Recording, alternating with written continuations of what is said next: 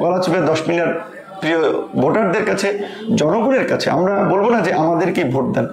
যে সমস্ত প্রার্থীরা নির্বাচন করতে চায়, যারা মাঠে আছে, তাদের মধ্যে আপনাদের যাদেরকে উপযুক্ত মনে হবে, যাদেরকে দিয়ে আপনাদের এলাকার মানুষের স্বার্থ আদায় হবে, এলাকার উন্নয়ন হবে, এলাকার মানুষ তাদেরকে ভোট দিবে। আমাদের কাছে সেটাই প্রত্যাশা। আমি মনে করি যে এলাকার মানুষ আমার সাথে আছে এবং আগামী নির্বাচনে বিপুল ভোটে ওইভাবে বড় কোনো নেতা, বড় কোনো ব্যক্তি তাদের সমর্থন ছাড়াই সাধারণ জনগণের সমর্থন নিয়ে আমরা জয়লাভ করতে পারবো। আমরা ওই বড় নেতা, অমুক দল, অমুক নেতা, অমুক বাড়ি, এই সমস্ত লোকের পেছনে আমরা ছুটছি না। আমরা সাধারণ ভোটারদের কাছে যাচ্ছি, সাধারণ মানুষের কাছে গিয়ে আমাদের কথাগুলোর বলার চেষ্টা করছি। Main stream media, social media এবং আমাদের সরাসরি প্রচেষ্টায় আলহামদুলিল্লাহ অল্প সময়ের মধ্যেই আমরা গলাচিপা 10 মিনিট প্রতিটি ঘরে ঘরে পৌঁছে গেছি। এখন আমরা ভোটের অপেক্ষা আছি এবং ইনশাল্লাহ আগামীতে অবাধ, সুষ্ঠু, নিরপেক্ষ নির্বাচনের মধ্যে দিয়ে ওই জনপদে কিভাবে শান্তি সম্প্রীতির একটি জনপদ গড়ে তোলা যায়, উন্নত একটি জনপদ গড়ে তোলা যায়, সেটি আমাদের লক্ষ্য উদ্দেশ্য। আপনারা জানেন যে ফ্যাসিবাদের উত্তাল সময়ে, যে সময় আসলে মানুষ রাজনীতি থেকে মুখ ফিরিয়ে নিয়েছে কিংবা ভয় ভীতি আতঙ্কের কারণে রাজনীতি ছেড়ে দিয়েছে, ঠিক সেই সময় 2018 সালে সারা দেশের ছাত্র যুবক তরুণদের মেধার মূল্যায়নের দাবিতে আমরা 2018 সালে কোটা সংস্কার আন্দোলন করি এবং প্রায় 8 মাস ব্যাপী আন্দোলনে অসংখ্যবার হামলা মামলার শিকার হয়েছি, কিন্তু শিক্ষার্থীদের যৌক্তিক দাবি দেওয়া আদায় থেকে আমি পিছু হটিনি। তার পরবর্তীতে 2019 সালে ডাকসুর ভিপি হওয়া, এই আন্দোলন সংগ্রামের মধ্যে দিয়ে পরিচিতি এবং 2019 সালে ডাকসুর ভিপি হওয়ার পর থেকে এলাকার মানুষের কাছে তাদের সন্তান হিসেবে আমি তাদের অসংখ্য ভালোবাসা পেয়েছি। দল মত নির্বিশেষে মানুষের বিভিন্ন কাজে সমর্থন পেয়েছি এবং তাদের কথাবার্তায় উৎসাহিত হয়েছি। তারা আসলে ওই কোটা সংস্কার আন্দোলন এবং ডাকসু নির্বাচনের পর থেকেই আমাকে কার্যত তাদের এলাকার জনপ্রতিনিধি হিসেবে ভাবতে শুরু করেছেন। তো আমি এই 2019 সালের পরেও যখনই এলাকায় গিয়েছি, বিভিন্ন ধরনের গণসংযোগ কিংবা আমাদের স্থানীয় রাজনৈতিক দলের নেতৃবৃন্দ, দলমত নির্বিশেষে সকল পর্যায়ের নেতৃবৃন্দের সাথে আলহামদুলিল্লাহ আমার একটা ভালো সম্পর্ক আছে। তো তারাও জানতে চেয়েছেন যে ভবিষ্যতে এখান থেকে নির্বাচন করব কিনা। তখন থেকেই পরিষ্কার করেছি যে আমি জীবনে নির্বাচন করলে এই গলাচিপা 10 মিনিট পটুয়াখালী 3 আসন থেকেই নির্বাচন করব। কারণ এই এলাকার সন্তান হিসেবে, এই কাদামাটির সন্তান হিসেবে মানুষের একটা প্রত্যাশা আমার প্রতি আছে। আজকে আমার যে দেশব্যাপী পরিচিতি, জাতীয় এবং আন্তর্জাতিকভাবে যে পরিচিতি, আপনারা জানেন যে গণ অধিকার পরিষদ ট্রাক প্রতীকে একটি নিবন্ধিত রাজনৈতিক দল এবং আমি সেই দলের প্রধান।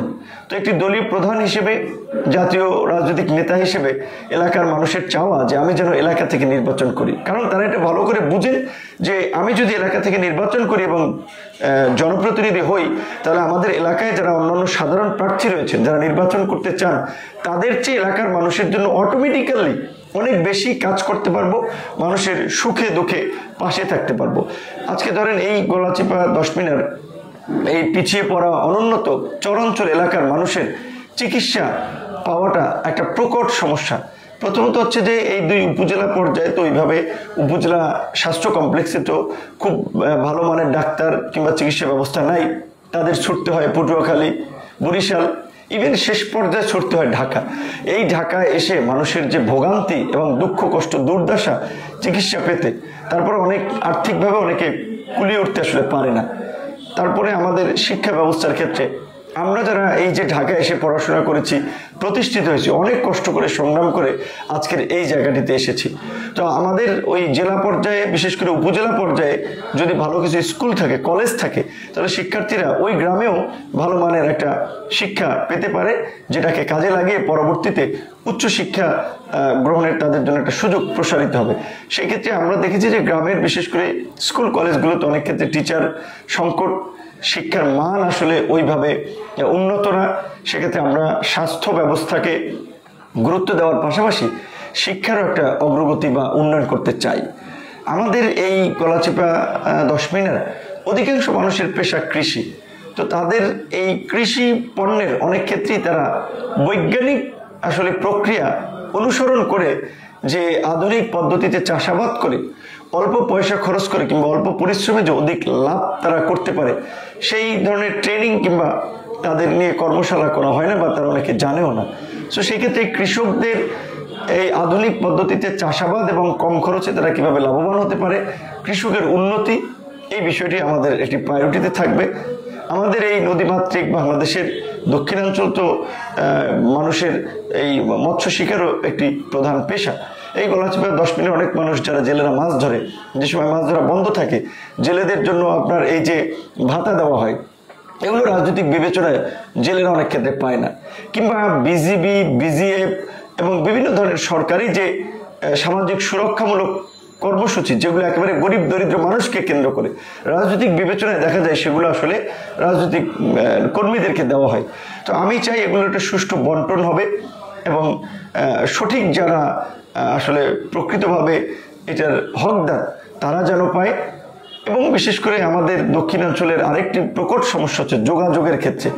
যদিও পটুয়াখালী বা বরিশালের এইদিকে কিছু রাস্তাঘাট ভালো হলেও এই গলাচিপা 10 মিলের একেবারে মূল সড়ক থেকে শুরু করে অলি গলিতে কিংবা ভিতরের দিকে রাস্তাগুলো একেবারে খুব বাজে অবস্থা।